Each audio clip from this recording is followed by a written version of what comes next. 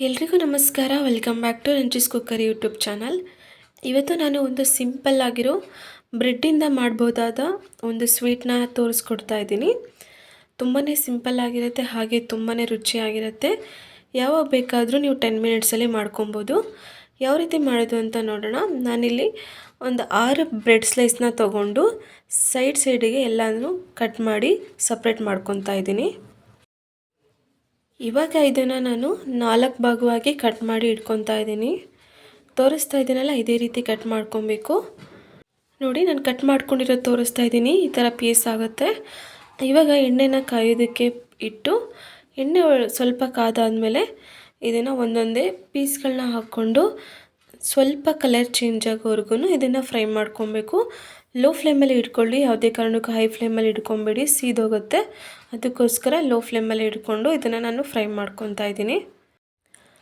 ನೋಡಿ, ನಾನು ಇವಾಗ ತೋರಿಸ್ತಾ ಇದ್ದೀನಿ ಕಲರ್ ಯಾವ ರೀತಿ ಚೇಂಜ್ ಆಗಿದೆ ಅಂತ. ಈ ಥರ ಕಲರ್ ಬಂದಾದಮೇಲೆ ಇದನ್ನು ನೀವು ತೆಗೆದ್ಬಿಟ್ಟು ಸಪ್ರೇಟಾಗಿ ಎತ್ತಿಟ್ಕೊಬೋದು. ಇವಾಗ ನಾನು ಒಂದು ಅಗಲವಾದ ಪ್ಯಾನ್ಗೆ 2 ಕಪ್ ಆಗೋಷ್ಟು ಹಾಲನ್ನು ಹಾಕ್ಕೊತಾ ಇದ್ದೀನಿ. ನಿಮಗೆ ಕ್ವಾಂಟಿಟಿ ಎಷ್ಟು ಬೇಕು ನೋಡಿ ಹಾಕ್ಕೊಳ್ಳಿ. ಹಾಗೆ ನಾನು 1 ಕಪ್ ಆಗೋಷ್ಟು ಸಕ್ಕರೆನ ಹಾಕ್ಕೊತಾ ಇದ್ದೀನಿ. ಇವಾಗ ನಾನಿಲ್ಲಿ 2 ಟೇಬಲ್ ಸ್ಪೂನ್ ಆಗೋಷ್ಟು ಕಸ್ಟರ್ಡ್ ಪೌಡರ್ನ ಒಂದು ಬೌಲ್ಗೆ ಹಾಕ್ಕೊಂಡು ಕಾದಿರೋ ಹಾಲನ್ನು ಅದರೊಳಗಡೆ ಹಾಕ್ಕೊಂಡು ಸ್ಪೂನಲ್ಲಿ ಮಿಕ್ಸ್ ಮಾಡ್ಕೊತಾ ಇದ್ದೀನಿ. ಇವಾಗ ಕಾದಿರೋ ಹಾಲಿಗೆ ರೆಡಿ ಮಾಡಿಟ್ಕೊಂಡಿರೋ ಕಸ್ಟರ್ಡ್ ಮಿಲ್ಕ್ನ ಹಾಕ್ಕೊತಾ ಇದ್ದೀನಿ. ಇವಾಗ ಸ್ವಲ್ಪ ಏಲಕ್ಕಿ ಪುಡಿನ ಹಾಕ್ಕೊತಾ ಇದ್ದೀನಿ. ಇದನ್ನು ಚೆನ್ನಾಗಿ ಮಿಕ್ಸ್ ಮಾಡ್ಕೊಬೇಕು.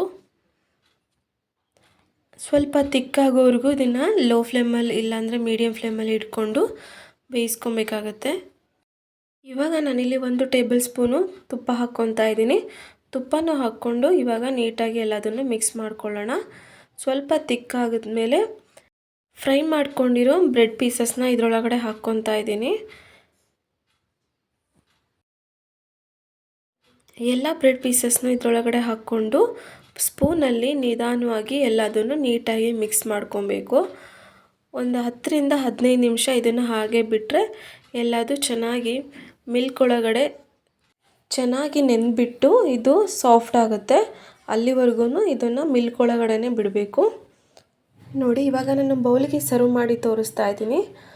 ಈ ಸ್ವೀಟು ತುಂಬಾ ಚೆನ್ನಾಗಿರುತ್ತೆ, ಹಾಗೆ ಕಡಿಮೆ ಸಮಯದಲ್ಲಿ ನೀವು ಮಾಡ್ಕೊಬೋದು. ಯಾರಾದರೂ ಮನೆಯಲ್ಲಿ ನೆಂಟರು ಬಂದಾಗೂ ಕೂಡ ಇದನ್ನು ಕ್ವಿಕ್ಕಾಗಿ ಮಾಡ್ಬೋದು. ತುಂಬಾ ಟೇಸ್ಟಿಯಾಗಿರುತ್ತೆ. ಒಂದ್ಸಲ ಟ್ರೈ ಮಾಡಿ ನೋಡಿ.